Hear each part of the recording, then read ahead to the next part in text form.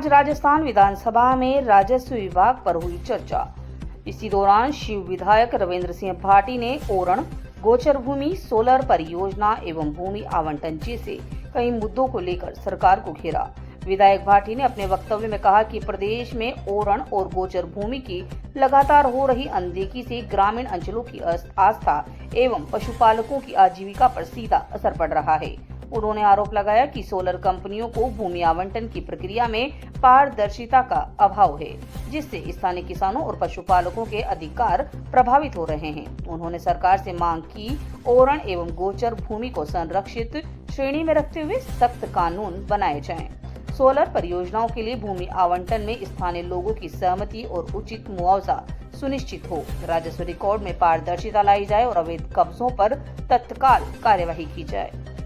रविंद्र सिंह भाटी ने कहा कि विकास कार्य जरूरी है, लेकिन विकास स्थानीय लोगों के अधिकारों और परंपराओं की कीमत पर नहीं होना चाहिए। उन्होंने सरकार से स्पष्ट नीति और जवाबदेही तय करने की मांग की है।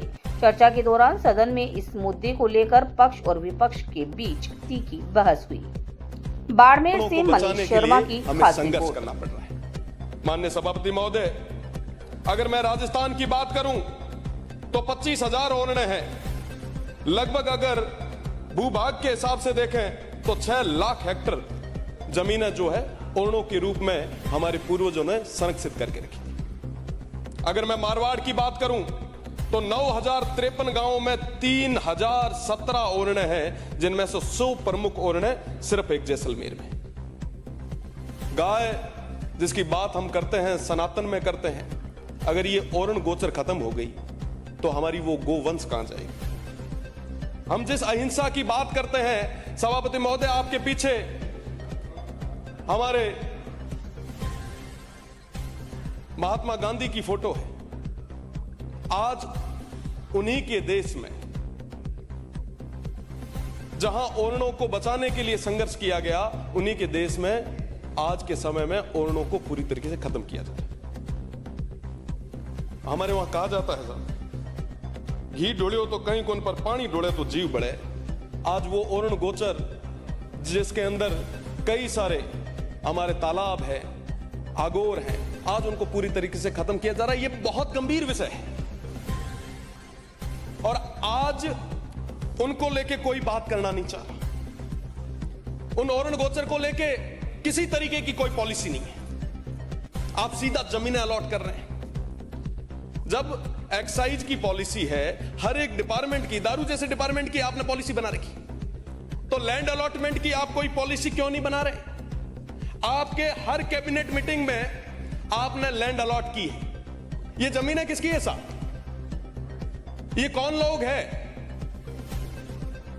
आज विकास के नाम पे उन तमाम लोगों का गला क्यों घोंटा जा रहा है, मैं प्रदेश की सरकार से पूछना चाहता हूं। एक समय था जब कोई भी लैंड अलॉट होती तो उससे पहले पंचायत से एनओसी ली जाती थी। धीरे धीरे खेल बड़ा होता गया, एनओसी एसडीएम के पास से ली जाने लगी। फिर पता चला कलेक्टर्स को, साहब ये तो बड़ा मामला है, कलेक्टर एनओसी देने लगे। अब जब पता चला कि साहब ये तो बहुत बड़ा मामला है, तो अब एनओसी जयपुर से आने लगी। क्यों साहब? उन लोगों के साथ इस तरीके का कुठाराघात क्यों?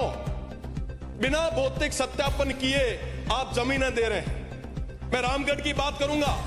रामगढ़ में डालमिया कंपनी को आपने वो जमीन दी जिसके अंदर 80 घर चले गए। साहब वो लोग कहां जाएंगे? उनकी बात कौन करेगा? वो कौन लोग हैं? वो लोग हैं जिन्होंने इस भारत माता के लिए उस बॉर्डर को मजबूत करने के लिए अपने शीश दिए, पर उनकी बात कोई नहीं करेगा साहब, क्योंकि साहब उनकी किसको परवाह पड़ी है साहब? ठीक है, कुछ लोग चिल्लाएंगे, धरने देंगे। सरकारों से मेरा निवेदन है, चाहे वो पक्ष हो चाहे विपक्ष हो, ये वो लोग हैं जो हमें जिता के यहां तक भेजते हैं। हमें ना कोई कंपनी यहां पे भेज सकती है, ना कोई बड़ी उपक्रम, कोई सरकारी उपक्रम यहां पे बना के हमें भेजेगा। वो लोग रहेंगे तो हम रहेंगे। मेरा विशेषकर निवेदन है प्रदेश की सरकार से कि इस और सोचें, और वो तमाम लोग जो फेंसिंग से पहले भी उस बॉर्डर को मजबूत करने का जिन्होंने काम किया, आज वो बॉर्डर खाली करके बाहर जा रहे हैं, पलायन हो रहा है, उस पलायन को रोकने के लिए, इस गोचर ओरण को बचाने के लिए, इस अनैतिक अलॉटमेंट को रोकने के लिए आप एक विशेष नीति बनाएं। मेरा निवेदन है, पशुधन जो लगभग आप लोग जयपुर में मीना बैठा हो हमेशा बात करो कि साहब देसी घी जीमणु है, देसी घी थारूगा बॉर्डर माथ्या पाओ। आज अगर इस तरीके से लैंड अलॉट होती गई, ये गोचर ओरण खत्म होती गई, अगर ये गोवंश खत्म हो गया, तो आने वाली पीढ़ी आपके देसी दूध और देसी घी के लिए तरसने लग जाएगी। ये साहब बहुत बड़ी समस्या है। इसके बारे में ये पक्ष विपक्ष का मसला ही नहीं है साहब, ये पक्ष विपक्ष का मसला नहीं है, ये इंटरनेशनल बॉर्डर का इश्यू। मैं आपको निवेदन करना चाहूंगा, डीएनपी, आप लोग एक तरफ लाखों बीघा जमीन अलॉट कर रहे हैं, दूसरी तरफ 4 अगस्त 1980 को एक अधिसूचना आती है। डीएनपी के रूप में एक बड़े भूभाग को आपने रिजर्व कर दिया। आज देखें कि वो तमाम लोग 45 सालों से भी अधिक समय हो गया मूलभूत सुविधाओं के लिए तरस रहे हैं। उनकी 1% भी आबादी विस्तार नहीं हुई। वो ना सड़कें बना सकते हैं, ना वहां पे बिजली पानी आ सकता है, ना वो केसीसी ले सकते हैं। अगर मैं बात करूं प्रधानमंत्री आवास की, तो आज के समय में वहां पे आवास तक नहीं बन सकता। एक तरफ तो आप लाखों बीघा जमीनें उनको दे रहे हैं, और दूसरी तरफ वो तमाम लोग जो 45 सालों से आपकी तरफ एक बड़ी उम्मीद के साथ, आज के समय में उनका परिवार बढ़ रहा है, पर उसकी चिंता कौन करे साहब?